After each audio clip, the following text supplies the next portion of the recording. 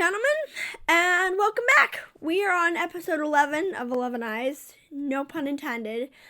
And my brain hurts after watching this episode. My brain legitimately is... I had a migraine after watching it, because they try to explain shit, and it's so just confusing. So it doesn't make a lot of sense, and I'm going to try my best to explain it clearly. So first and foremost, they established previously that there are a bunch of different worlds. Every single person or every single fragment has a different world. And how do I put this? So, Shiori has the ability to jump between different worlds, and the Yuka, the Kukuri in their world is... she killed the Kakaru in one world, but the Kukuri basically knew about the Hellfall in both worlds, in both halves. So the one Kukuri killed herself to prevent herself from being harvested for her fragment, and the other Kukuri in the other world basically killed Kakaru to prevent him from, and to prevent that and Lizelote from getting the eye. And I guess that means there are like four other Kukuris. I don't know.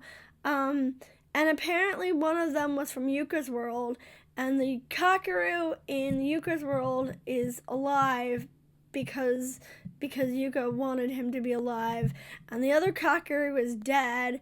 And basically that means that there are like 6 of all the characters. But my point is, if Shiori can go and time travel, why doesn't she go and warn the other characters in those worlds? Because she warned both Kukuris of what was going to happen, and for some reason now she regrets it, and she's like, oh, I never meant for this to happen. It's migraine inducing.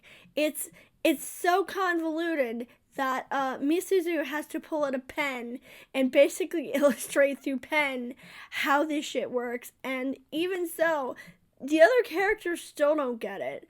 And you'd think that would mean that if one character dies, like for instance, Yukiko died in one world, that would mean she'd die in all the other worlds, but apparently not. And just I don't understand.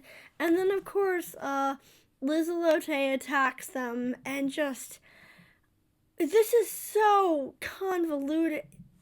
I'm trying to do my best to parse this stuff out, but it doesn't make any sense. And at least apparently the next episode they kill Lizelote, or they beat her, and now I guess the knights are good guys. I guess they're helping. I don't know.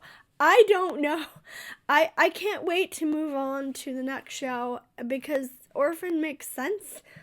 In a weird way, it actually makes sense, and I can actually understand what's going on, and they're not trying to stuff a bunch of lore dump into one episode. And honestly, this lore would have made more sense if, Shiori had been here from the beginning. Well, she was here from the beginning, but had they, spread this lore out from the beginning, it would have made a lot more sense, and I wouldn't be completely confused. So, one more episode left, one more to go, and then we move on. So, there.